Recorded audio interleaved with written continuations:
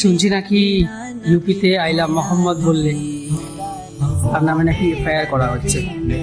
তো ভাই নাস্তিকের দল যারা বা যে এইটা বের করেছে, তো তাদের উদ্দেশ্যে আমি একটা কথাই বলছি, যে নবীকে সৃষ্টি না করলে কুল কায়নাত কিছুই সৃষ্টি হতো না।